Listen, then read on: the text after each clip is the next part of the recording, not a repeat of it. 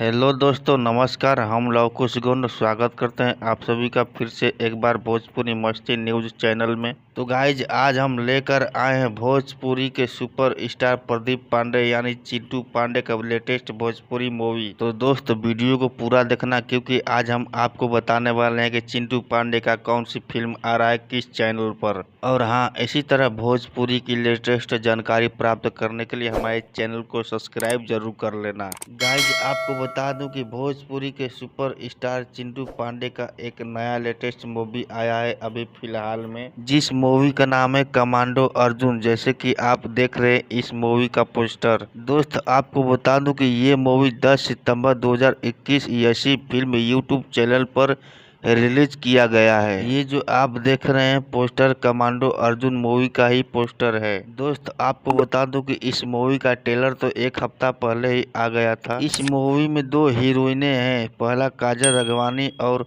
दूसरा रक्षा गुप्ता जी हैं। जैसे कि आप वीडियो में देख रहे हैं, काजल राघवानी और चिंटू पांडे एक साथ डांस करते हुए नजर आ रहे हैं। दोस्त, आपको बता दूं कि ये कमांडो अर्जुन एक देशभक्ति मूवी है।